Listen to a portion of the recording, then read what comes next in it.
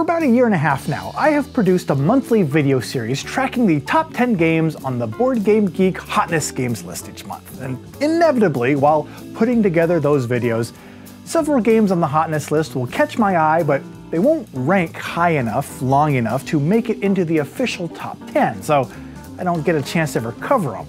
But in this video, this one, I'm going to discuss 5 of these recent games that, even though they didn't make it into the top 10, still sparked my interest. This is the top 5 games that caught my eye. It's coming right up.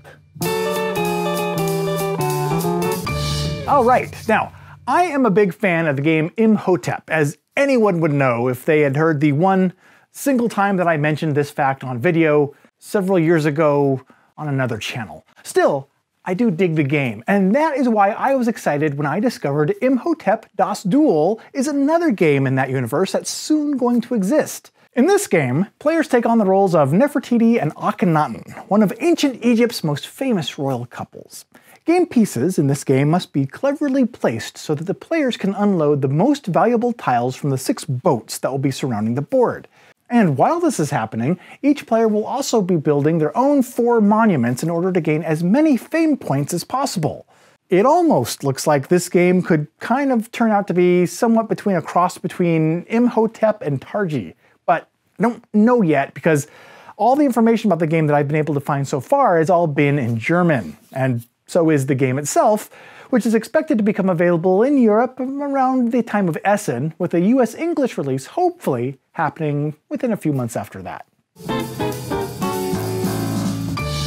Now, Ulm is a game that came out in 2016, but I hadn't even heard about yet until it recently resurfaced on the hotness list, which finally brought it to my attention. And I'm glad that it did. In this game, Ulm is at its heyday, but the construction of this city's cathedral hasn't been completed yet. And so of course, this sounds like a job for the upper-class elites within the city walls who are looking for yet another opportunity to increase their influence even more over the city. So the players then work to expand their spheres of influence and use the hustle and bustle of the marketplace around the cathedral to their advantage. Now, I don't actually know if Ulm introduces any mechanisms that make it truly unique in any way, but it looks like a pretty nicely done area control / area influence game, and I'm going to be keeping an eye out for any word for another print run or new edition of it or anything else that might bring it onto the radar again in months to come. Have you played Ulm? Was it cool? Did it stink like feet? Let me know in the comments below, because I'm kind of wondering if Ulm is worth looking into a little bit further. In this day and age of big, glossy, colorful, overproduced games with 10 billion miniatures and custom-made vacuum-molded plastic inserts that light up and play music while you set up the game, it's the modestly produced games that can sometimes now stand out and catch your attention. Such was the case with Escape the Dark Castle. In this game, players take on the roles of prisoners who've been wrongly incarcerated in the depths of the Dark Castle. Embarking on a desperate quest to escape, the players must work together using custom dice and item cards to overcome the castle's many different horrors and traps and challenges, each of which is represented by a large illustrated chapter card. At the beginning of the game, 15 of these chapter cards are drawn at random from a larger deck to create a unique castle experience every single time that you play. Now, the goal of the game is for the group to complete every chapter in the castle deck and then defeat a final boss of sorts. To win, they must keep every member of their team alive, and if any player is killed, the game ends immediately. So, gotta watch out and all work together to escape the Dark Castle, which makes sense why they named the game that. Now, this game's retro look really caught my attention, but learning about its design is really what's kept me intrigued over the past few days. Hey, before we get to the last 2 entries on the list, I'm going to just pause for a second and suggest hitting the old thumbs up and clicking that subscribe button if you're enjoying this video. And heck, leave a comment below if you're so inclined as well, because your feedback helps me know which videos people enjoy. So your feedback is greatly appreciated. But for now, let's continue on with the rest of the list. I see Gamelyn Games as a company of contrasts. While they're possibly best known for their Tiny Epic series of games, covering kingdoms and galaxies and westerns and zombies and more stuff like that that they shrink down into a little box. The game of theirs that I have been the most drawn to is Heroes of Land, Air, and Sea, which is about as untiny as you can get. The game is rather large, and that is the one game of theirs that has really captured my attention more than any of the games in their Tiny Epic series. That is, until possibly right now, because their upcoming Tiny Epic Mechs game has just really sparked my curiosity. In Tiny Epic Mechs, players take on the roles of highly skilled and athletic mech pilots who take actions and move around an arena while deploying high-scoring defensive turrets, planting explosive landmines with hidden values, and collecting resources. Then they purchase weaponry and they power up their power armor and their little suits that the little meeples go into. And they do all of this in an effort to obtain the highly sought-after, one and only mech suit.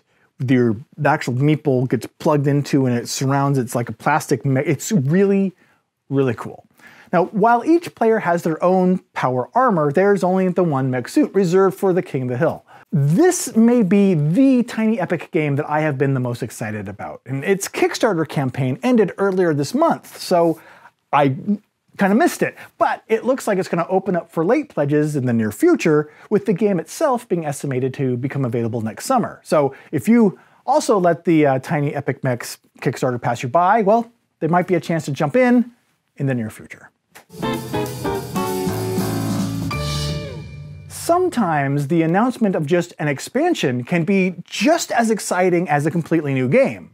For me, this was the case with the upcoming expansion for Inish, Seasons of Inish. Now, currently scheduled for an early 2019 release, this expansion brings new modes for victory, 6 new territories, new cards, and new actions, but most importantly, what I've been waiting for, support for a 5th player. Now, I'm hoping that this expansion helps bring Inish back out to the table once it arrives, because the lack of a 5th player opportunity is really what's been preventing this game from being played more often in my game group. So I'm really looking forward to Inish, Seasons of Inish, I think the most out of all the games on this list. So there you go. There's 5 games that recently caught my eye. Now I want to know, have any of them been on your radar too?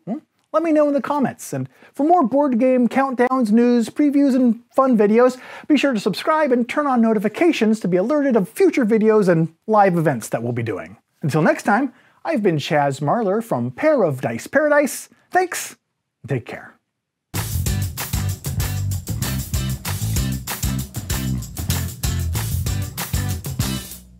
In this game, players take on the roles of Nefertiti and, I'm going to say, Akhenaten. Yeah, that's what I'm saying. Akhenaten. Akhenaten. Hold on, I'm gonna go learn how to spell it. How to pronounce it even. How do you pronounce Akhenaten? Akhenaten. Akhenaten. Oh, it's not hard. Akhenaten. Nefertiti's opponent.